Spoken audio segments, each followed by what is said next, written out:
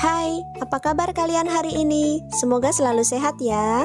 Pada video kali ini akan memaparkan lanjutan rangkuman materi untuk kalian yang kelas 6, tema 6, subtema 1, Masyarakat Peduli Lingkungan pada materi Bahasa Indonesia. Pada rangkuman materi Bahasa Indonesia ini, materi pokoknya adalah menggali informasi yang terdapat pada teks non-fiksi. Apakah itu teks non-fiksi? Teks non-fiksi merupakan teks yang dibuat berdasarkan kenyataan yang sebenarnya, sesuai dengan realita tanpa mengada-ada, atau dengan kata lain, hal-hal yang benar terjadi di dalam kehidupan. Contoh karangan yang termasuk teks non-fiksi adalah laporan, karya ilmiah, artikel, dan skripsi. Nah, berikut ini adalah ciri-ciri karangan teks non-fiksi, yaitu biasanya teks non-fiksi berupa tulisan ilmiah ataupun ilmiah populer, seperti artikel, skripsi, makalah, dan lain-lain. Teks non-fiksi bertujuan mencapai taraf objektivitas tinggi dan menarik perhatian pembacanya. Teks non-fiksi berupa menyerukan nalar pikiran para pembacanya. Teks non-fiksi juga memiliki bahasa yang bersifat denotatif dan tidak bersifat ambigu. Nah, perlu kalian ketahui, judul teks memiliki kata-kata penting yang mencerminkan informasi dari dalam teks. Lalu, bagaimanakah cara mencari kata kunci pada sebuah teks non-fiksi?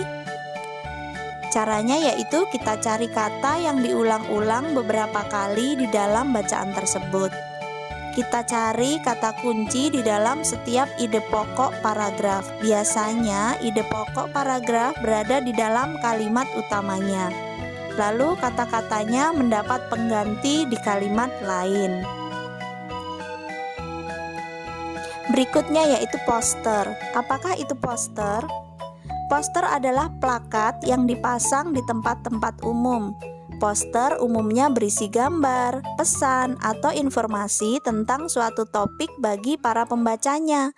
Apabila informasi atau gambar pada poster mudah dipahami oleh pembaca, maka poster tersebut dapat dikatakan baik dan informatif. Poster banyak dijumpai di tempat-tempat umum yang strategis, contohnya di rumah sakit, puskesmas, sekolah, kantor, atau pusat-pusat perbelanjaan. Unsur-unsur yang harus diperhatikan dalam pembuatan poster apa saja? Yang pertama yaitu judul. Judul poster harus singkat, padat, dan juga jelas. Yang kedua yaitu informasi atau isi.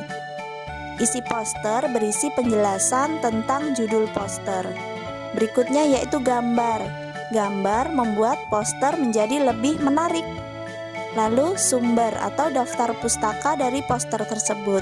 Informasi dan gambar yang digunakan dalam pembuatan poster dapat berasal dari beberapa sumber. Nah, berikut ini adalah soal latihan bahasa Indonesia agar kalian bagaimana memahami materi tadi. Yang pertama yaitu kita bisa menebak isi informasi dari sebuah bacaan melalui kata kunci yang terdapat pada A. Judul bacaan, B. Paragraf terakhir, C. Paragraf awal, D. Latar belakang bacaan. Anak-anak, untuk menguji sejauh mana pemahaman kalian pada materi tadi, mari kita mengerjakan latihan soal berikut.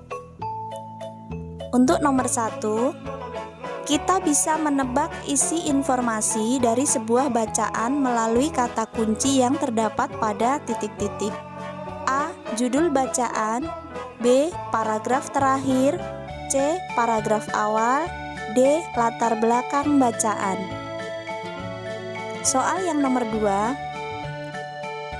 kata-kata penting yang terdapat di dalam sebuah teks bacaan disebut kata titik-titik. A. Seru, B. Tanya, C. Kunci, D. Majemuk. Berikutnya soal yang ketiga, perhatikan kalimat di bawah ini. Pengertian pubertas pada remaja.